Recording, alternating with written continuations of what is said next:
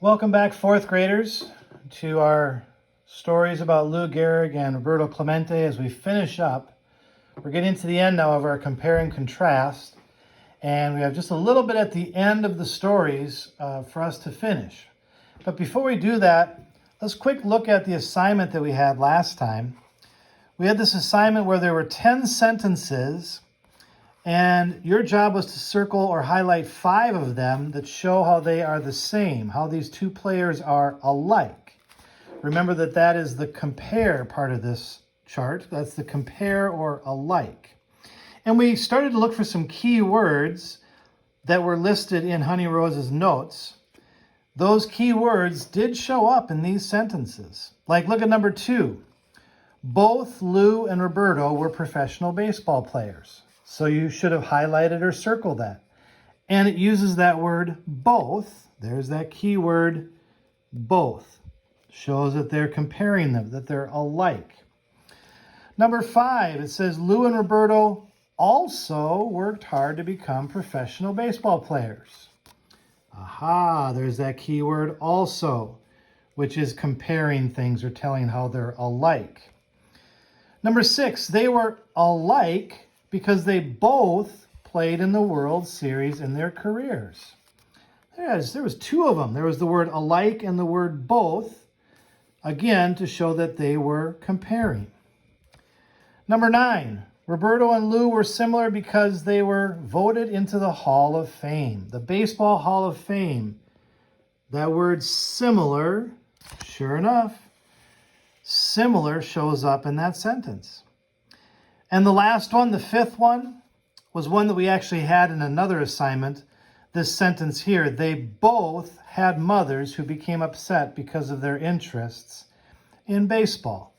There's that word both and that word both. Their mothers probably, after a while, weren't quite so upset because they became quite successful and very famous in the game of baseball and became great ambassadors of the game too, which means they were good people. They did good things for others as well. So I'm pretty sure that their mothers probably had a change of heart over time. Well, we're going to get back to our story to finish up. We kind of hinted at some things about Lou Gehrig's life and how things kind of went towards the end of his life and what his health was, but we'll finish that up here. So back in our story, we were on this part here where Lou, who was known as the Iron Horse, had benched himself for the good of the team. Now, Lou, remember, played in 2,130 consecutive games. He just wouldn't bench himself if it wasn't for him feeling that badly. And so he was getting weaker and weaker and weaker, and he finally decided, I just need to bench myself for the good of the team. We're going to continue on up here. This talks about Lou going to a very famous place. In fact, it's here in Minnesota. Follow along with me. It says, on June 13th, 1939, Lou went to the Mayo Clinic in Rochester, Minnesota, to be examined by specialists. On June 19th, his 36th birthday, they told Lou's wife, Eleanor, what was wrong. He was suffering from amyotrophic lateral sclerosis. Oof, that's a mouthful. That's a lot of words. It was a deadly disease that affects the central nervous system. Amyotrophic lateral sclerosis.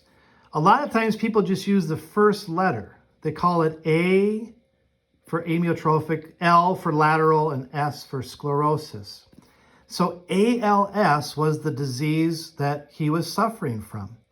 In fact, because of Lou Gehrig being so famous, the disease a lot of times is just called Lou Gehrig's disease. They don't even use those ALS sometimes, or amyotrophic lateral sclerosis, that medical word for it. They just call it Lou Gehrig's disease. So now at least he knows what was wrong. Unfortunately, it was only going to get worse for him. Lou stayed with the team, but he didn't play. He was losing weight and his hair was turning gray. He didn't have to be told that he was dying. He knew it. I don't have long to go, he told a teammate.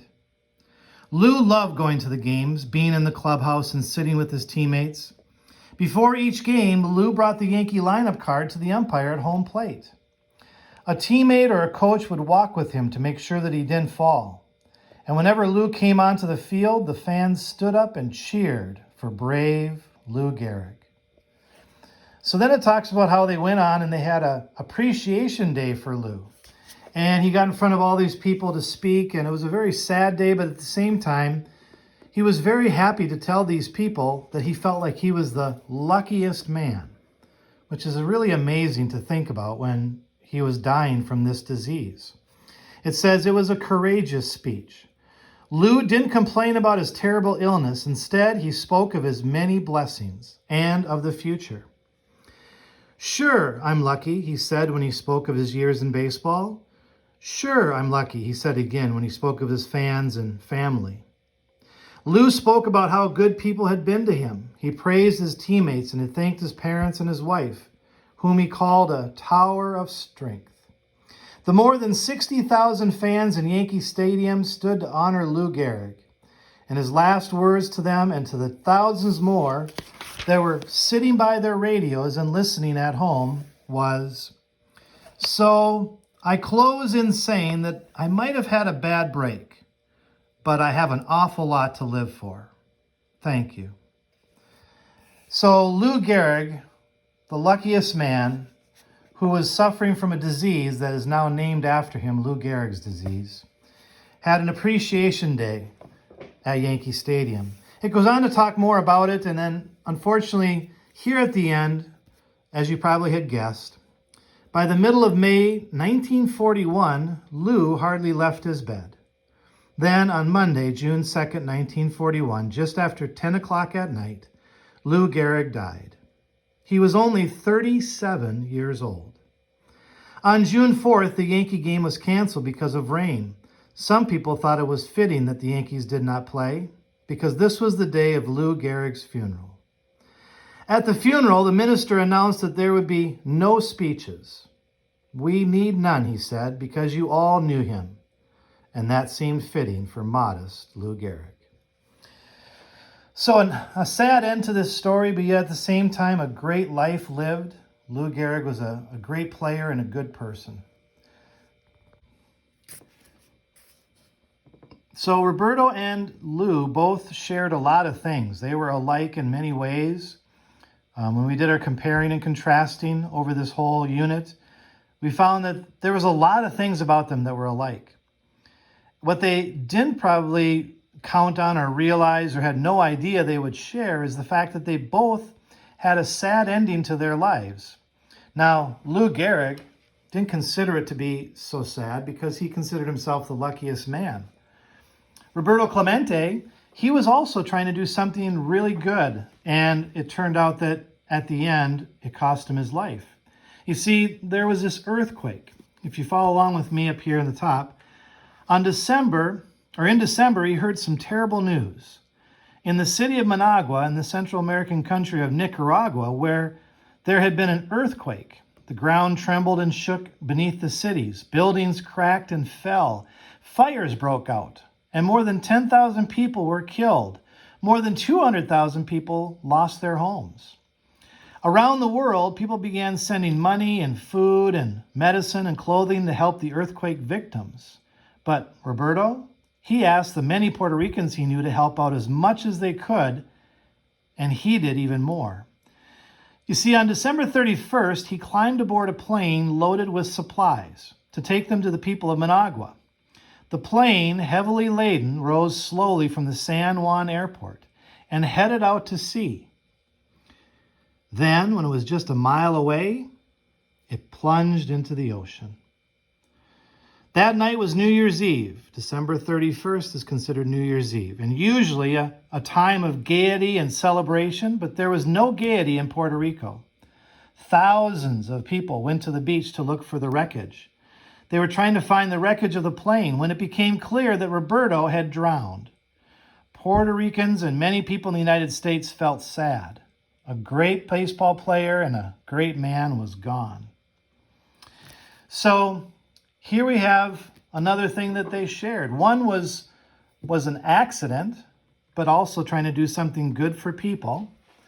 the other was a disease. So both of them shared, even in their final days, something. And strangely enough, I can't believe how close this was. Roberto Clemente was 38 years old. This is the baseball plaque that's in the Hall of Fame. He died when he was 38 years old. I don't know if you remember, but Lou Gehrig was 37. They were almost exactly the same age. Strange how that is. Well, you're going to do an activity where you are doing a comparison and contrasting one last time here, talking about their ends of their lives. And even though it's kind of a sad thing and a disappointing thing, that's the true story. Remember, biographies are true and real stories, and sometimes those real stories and true stories have some sad endings to them.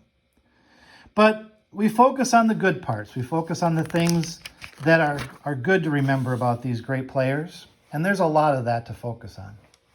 All right, you can move on then and take a look at your assignment next. And a little heads up on a lighter note, tomorrow for your lesson, Honey Rose is so excited to share with you her Halloween costume. I don't want to give it away, but she's got something pretty big to show you for her Halloween costume. So I'll see you tomorrow.